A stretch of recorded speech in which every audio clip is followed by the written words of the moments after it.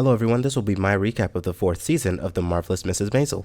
Alright, let's go! Season 4 picks up right at the end of Season 3, where she was left on the tarmac by Shy Baldwin. Eventually her entire family found out that she was dropped by Shy Baldwin and could not get a gig anywhere else. Anywhere but the strip club. She was amazing at, by the way. Shy Baldwin's team also offered her $12,000 in hush money, but she said no. Out of respect for Shy, who at this point doesn't seem worth it. Anyways, while Miriam is boosting the club's ratings, let's catch up on the other characters. Susie found a new place to live and work, as she's now known as Susie Meyerson and Associates. She got a secretary, Sophie Lennon, back on TV, a potential new comic, and a very good drunk magician. Joel's nightclub is really successful, but he got May pregnant. If you don't know, May is his girlfriend who he has yet to tell his parents about because she's not Jewish. He finally tells his father has a heart attack and nearly dies. Rose has become a very successful matchmaker, but in doing so she had made some unlikely enemies, who I like to call the 4 housewives. They are prepared to go to war with Rose.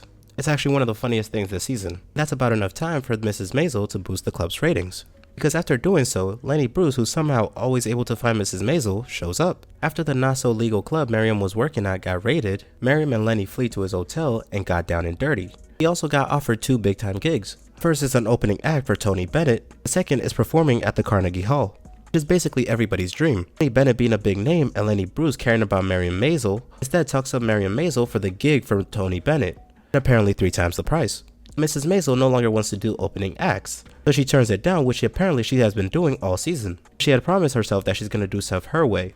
That means no opening acts. Well, Lenny Bruce didn't like this at all, because after the show at Carnegie Hall, Lenny really rips into Miriam Maisel for turning down the Tony Bennett gig. The season then ends with Mrs. Maisel looking at a billboard, probably coming up with a new plan. And yeah, I hope I answered all of your questions, but if I didn't, be sure to leave a comment. I read them all. If you like that video and want to see more like it, leave a like and subscribe. I really appreciate it. Also, if you want to know why Shy Baldwin is so mad at Mrs. Maisel, you can watch my season 1 to 3 recap right on the screen.